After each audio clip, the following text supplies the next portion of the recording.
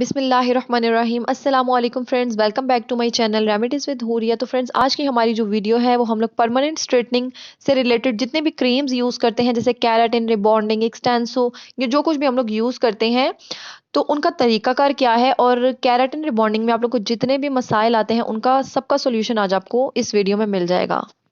तो फ्रेंड्स, आज की इस वीडियो में मैं केराटिन करने वाली हूँ। इसके लिए मैंने ये वाला पैक लिया है। ये अगर आपके क्लाइंट के हेयर जो है वो शॉर्ट है या बहुत ज़्यादा लॉन्ग और वेटेड नहीं है, तो आप लोग ये वाला पैक क्यूने का यूज़ कर सकते हो। ठीक है, ये केराटिन मैं करने वाली हूँ, लेकिन केराटिन रिबॉन्डिंग एक्सटेंसो सबका तरीका जो है वो सेम ही होता है, लेकिन इनके फाइनल रिजल्ट में थोड़ा थोड़ा सा डिफरेंस होता है। मकसद इनका बालों को परमानेंट स्ट्रेट ही करना है। वैसे परमानेंट कुछ भी स्ट्रेट नहीं होता, इनका टाइम पीरियड होता है 3 माह, 6 माह, 1 साल। तो वो आपके क्लाइंट के हेयर की ग्रोथ पे डिपेंड करता है।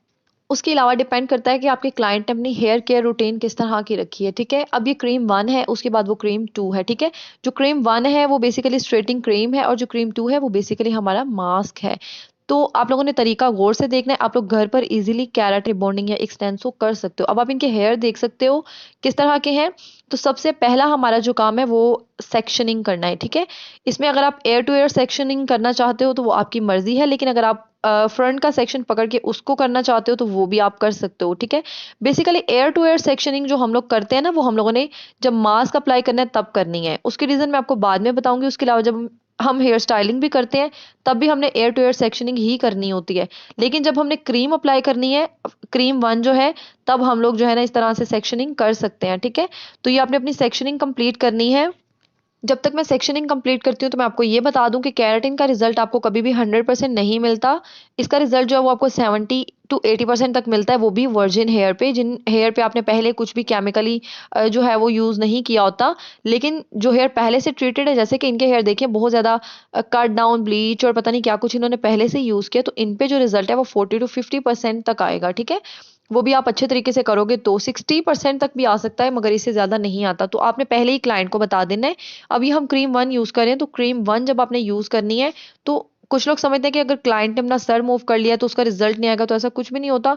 क्रीम 1 का जो मकसद है वो आपके हेयर के जो बॉन्ड्स है ना, उनको तोड़ के उनको रीन्यू करना, रीशेप देना। ठीक है, तो इसमें क्लाइंट अपना सर हल्का सा मूव कर सकता है। अच्छा, आपने जब क्रीम अप्लाई कर देनी है, आपने ये चीज़ नोटिस करनी है कि क्रीम जो है वो आपके हेयर में सारे एक एक बाल में लग जाए। ठीक है, कोई भी बाल ऐसा ना रहे जिसमें क्रीम नहीं लगी, क्योंकि देखें आपने अपने बालों को, उनके बॉन्ड्स को तोड़ के रीशेप करना है।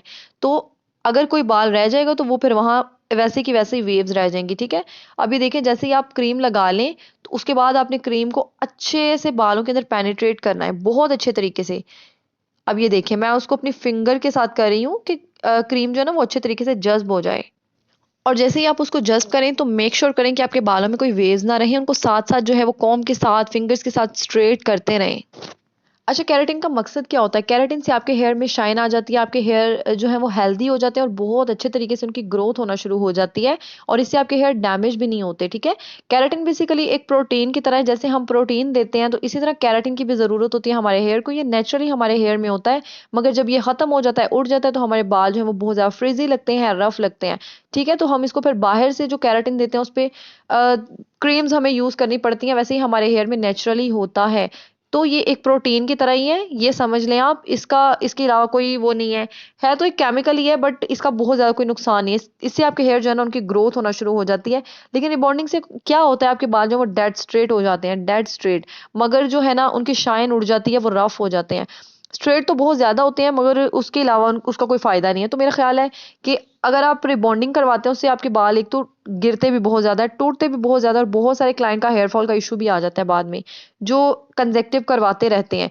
तो केराटिन मेरा ख्याल है उसकी निस्बत बेस्ट है। इससे आपके बालों में हल्की वेव्स रहती हैं, लेकिन इससे आपके बाल बहुत ज़्यादा शाइनी भी हो जाते हैं, और जो स्ट्रेटनिंग का पर्पज़ है वो भी आपका पूरा हो जाता है। ठीक है, अच्छा, एक्सटेंसो से जो है रिबॉन्डिंग की निस्बत ज़रा आपके बालों में शाइन आ जाती है, मगर वो एक्सपेंसिव भी है इन दोनों की निस्बत।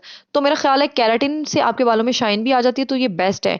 क्योंकि एक्सटेंसो आपको ज़रा एक्सपेंसिव पड़ जाता है। जैसे अगर ये आपको 10,000 में आपकी रिबॉन्डिंग हो जाती है, तो एक्सटेंसो आपका 15 to 16,000 में होता है। तो जैसे ही आपने क्रीम कंप्लीट अप्लाई कर लेनी है, उसके बाद आपने इसका प्रोसेसिंग टाइम देखना है कितना है, वो आपने देख लेना है। सब ब्रांड्स का अलग अलग होता है। इसका 25 मिनट्स था, तो इसका मैंने वैसे 30 मिनट्स तक दिया था, क्योंकि मैंने बाल चेक कर लिए थे, डैमेज नहीं हो रहे थे, गिर नहीं रहे थे, और इनके जो हेयर है ना वो बहुत ज़्यादा ही ट्रीटेड थे।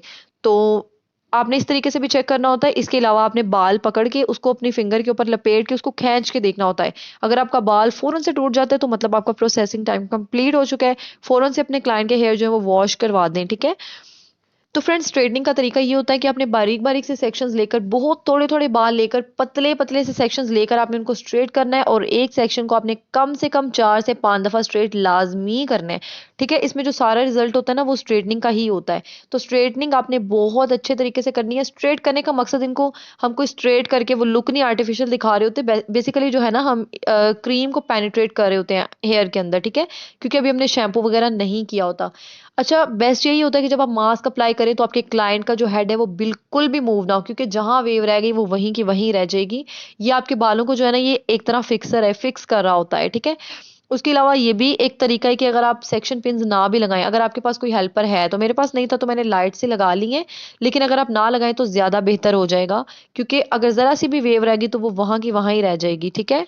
15 मिनट्स के बाद अपने क्लाइंट के हेयर अगेन वॉश करवा लेने हैं और अगेन कर लेना है स्ट्रेट। तो फ्रेंड्स ये था हमारा फाइनल रिजल्ट। अगर आपको अच्छा लगा है तो जल्दी से मेरे चैनल को सब्सक्राइब कर लें और मेरी वीडियो को लाइक कर दें।